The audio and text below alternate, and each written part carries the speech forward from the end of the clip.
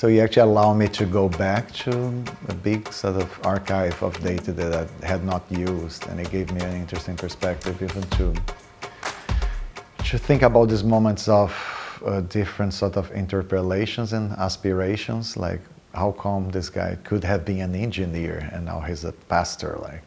All right, my name is Bruno Reinhardt. I'm coming from the Federal University of Santa Catarina in Brazil. And I've been doing research in Ghana, West Africa, since 2010, and also further in different projects in Brazil as well. And mostly on the Pentecostal movement and questions of materiality, public sphere, education, both religious training and its relationship with secular education as well, and many more issues. Okay, thank you. So you have taken part of this Renoboko conference, and I would like to ask you, in what ways do you feel like this conference could have or did contribute to your research? In many ways, actually, I'm going back to some data from my PhD, and so first of all, in this PhD, I ended up focusing on religious education, the training of pastors, right? And then at that point I noticed that many of them had either dropped university to become a pastor, or actually concluded the university and graduated before changing routes and going to what they call a Bible school. So he actually allowed me to go back to a big sort of archive of data that I had not used, and it gave me an interesting perspective even to think about these moments of different sort of interpellations and aspirations, like how come this guy could have been an engineer and now he's a pastor. Like, we tend to see this as like many times I would put it that way, especially from an outsider view. You could see like the number of pastors appearing in Ghana as an effect of a lack of some sort of deprivation, right? Lack of opportunities in the secular market. And of course that might be involved it might explain part of the popularity of this career in Ghana, but not all of it. And so there's many different and complex factors behind this motivation, including aspects like a calling or a sense of a vocation, right? And so maybe I think the university students who became pastors, who became kind of my preferable research group for this paper, they're interesting because they expose the actual element of, a religious career as a force on its own, and right, maybe considering that they had actually achieved the higher level in education and still opted for a different. And that might mean many things, including actually applying the skills they have acquired at a secular university to what I call building the kingdom, right? So you can be a nurse in a church hospital, or even if or a doctor who became a pastor, but when you're doing like evangelism, you might use your medical expertise for different kind of programs the church organizes. So it was a little bit about this element of skills and how sometimes they also cross the religious secular divide. Your research highlights the influence of Lighthouse Chapel International, LCI, in using education as a means for church growth. How do you see the activities and strategies of religious organizations like LCI impacting the moral and social dynamics on university campuses in Africa and beyond? Mm-hmm. Yeah, so actually the final version of my paper changed a lot, and I ended up focusing on a comparative, I mention this because it has to do with the answer, a comparative take on sort of secular, let's say neoliberal approaches to university education as human capital, and how Pentecostal is at the university, both sort of responds to it and absorbs aspects of let's call it neoliberal rationality. And one of the differences I noticed is that fellowships or university fellowships as places of sort of mutual Christian care, and in the case of Lighthouse, a kind of training for a possible virtual future career in the ministry.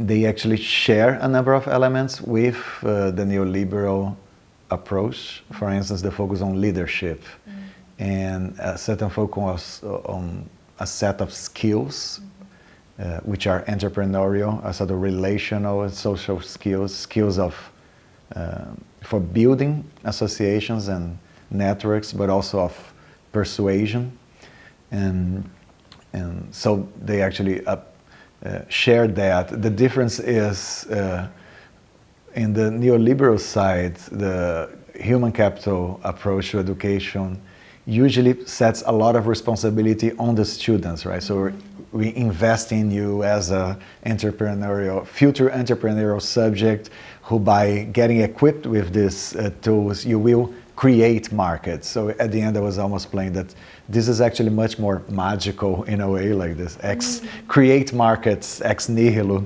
than what Lighthouse does, which is actually still transferring the skills, entrepreneurial skills, but actually accompany them with like networks of care and mutual relations, what they use the kinship language to this. So basically I show how they sort of absorb some of these elements of education, similar to, let's say, human capital education, but also fill some of the gaps that are quite visible in the secular education program. That's one of the reasons I believe they actually are able to recruit a lot of these students to actually work for God, and instead of working for the nation or for Ghana or something like this. There is those are not necessarily opposed. It's not like a globalized kingdom of God versus Ghana as a nation state, but I would say that there is a certain allegiance to a global Christian identity that goes beyond projects of national development. That's also, there are some tensions, I would say, although they're not necessarily opposed.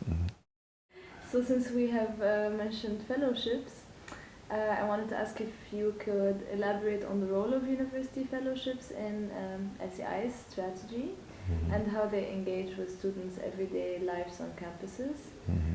And how might this engagement resonate with the concept of university campuses as moral spaces as discussed in the Remo Boko project?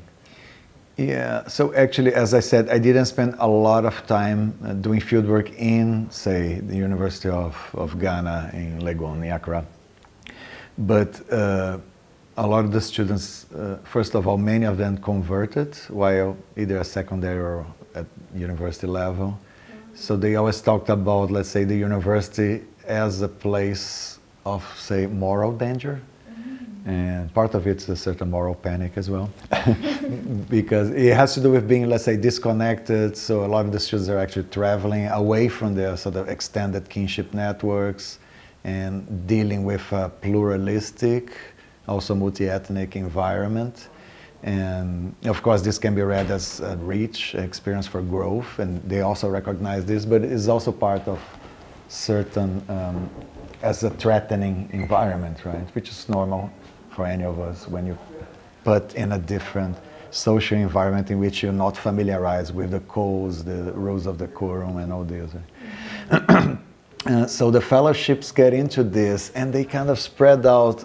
So what is a fellowship? You can say, okay, there's a meeting here, they're studying the Bible, that's a fellowship.